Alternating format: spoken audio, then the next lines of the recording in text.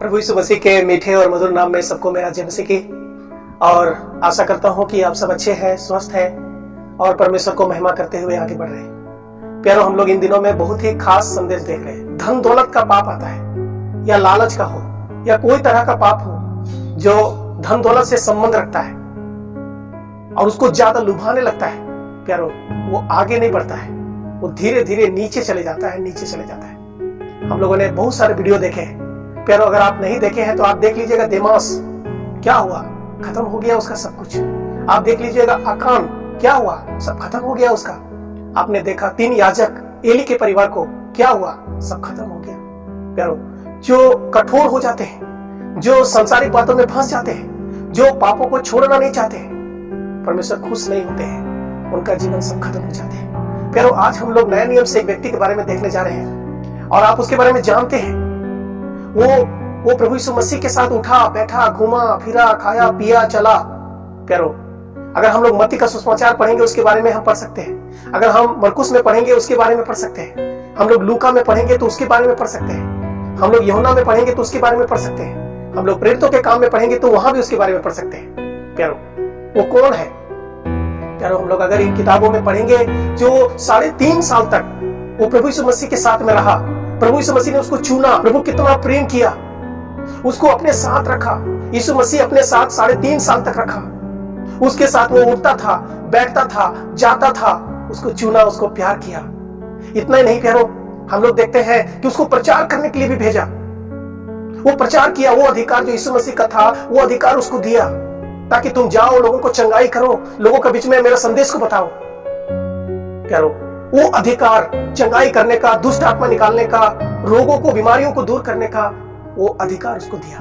इतना नहीं प्यारो, हम लोग बाइबल उठा के पढ़ेंगे, हम लोग को पता चलेगा कि पैसा का जो थैली था वो उसी के पास रहता था, प्रभु उसी को दिया। आप जरा सोच सकते हैं, एक सच्चा परमेश्वर उसके साथ था और वो सच्चा परमेश्वर उसको एक अधिकार दिया था कि तू प्रचार करो।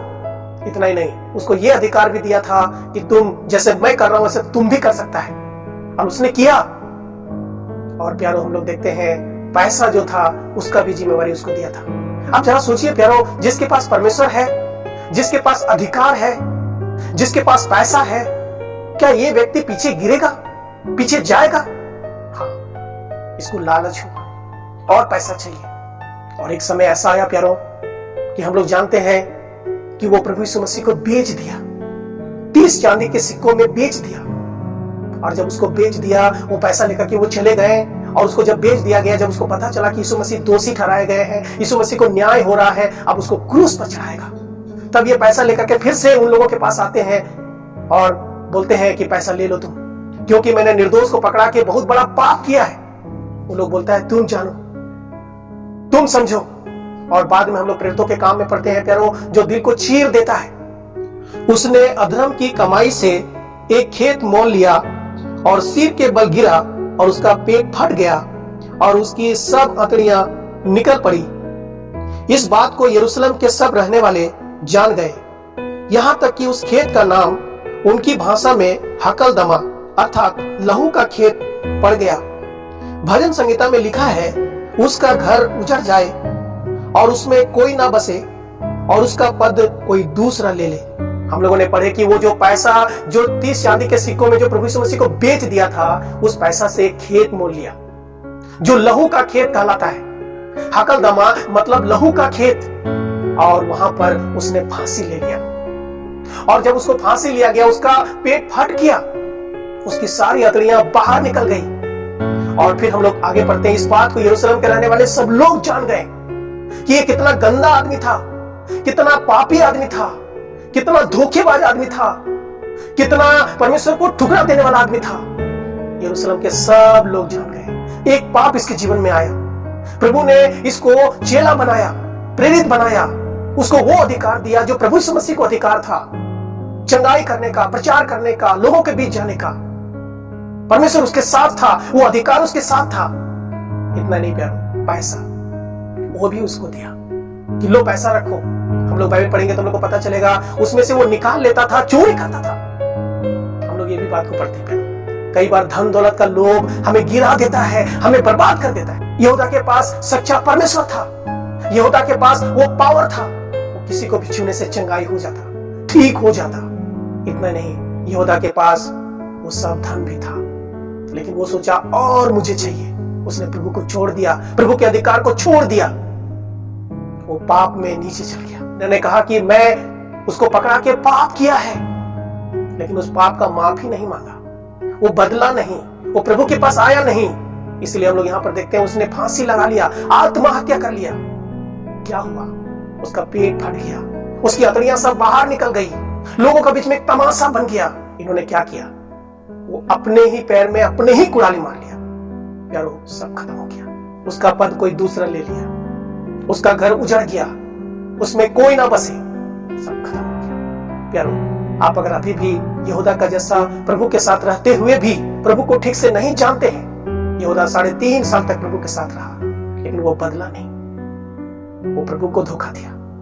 एक समय ऐसा आया कि जो पाप उसके जीवन में पहले से ही था, शैतान उसको पकड़ा और उसका जीवन को खत्म कर दिया।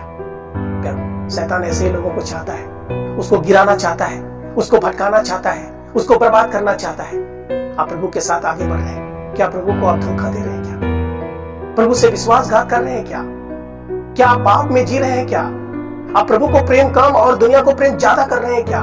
एक बार अपने जीवन को टटोल लीजिएगा। ये सब इसीलिए लिखा ताकि हम लोग सुधर जाएं, बच जाएं, आगे बढ़ें। यारो, आप अगर विस्तार से जानना चाहते हैं तो घर में आप मत्ती का सुसमाचार पढ़िए, मरकुस का सुसमाचार पढ़िए, लूका का सुसमाचार पढ़िए, यूहन्ना का सुसमाचार पढ़िए और प्रेरितों के काम 1 अध्याय में पढ़िए। आपको पता चलेगा यहूदा इस्करियोती का जीवन कैसा जीवन था। प्रभु के साथ में रहता था, लेकिन उसका जीवन प्रभु का जैसा नहीं था। प्यारो, आज बहुत सारे लोग कलीसिया जाते हैं, बाइबल उसके पास है, गाना गाते हैं, प्रचार करते हैं, बहुत कुछ करते हैं, लेकिन क्या वो प्रभु के साथ प्रभु जैसा है या वो अलग जी रहे हैं? आप जरूर पढ़िएगा, मनन कीजिएगा, क्योंकि बहुत सारी बातें हैं जो मैं यहाँ पर तुरंत नहीं बता सकते हैं, लेकिन प्यारो आप पढ़ेंगे तो आपको पता चलेगा, आप जान पाएंगे, सीख पाएंगे कि जो धन का लालच किया, जो प्रभु से ज्यादा धन को प्यार करने लगा, धन के लिए प्रभु को बेच दिया, उसका अवस्था क्या हो गया। प्यारो, प्रभु से कभी भी धोखाधड़ी ना करें, प्रभु को प्रेम करें, प्रभु के प्रेम में लिपटे रहें, उसको आदर करें, सम्मान करें, नहीं तो सब खत्म हो जाएगा। प्रभु हम सबको सहायता करे। आने वाला वीडियो भी आ रहा है, आप जरूर देखिएगा। सुनने के लिए बहुत बहुत धन्यवाद।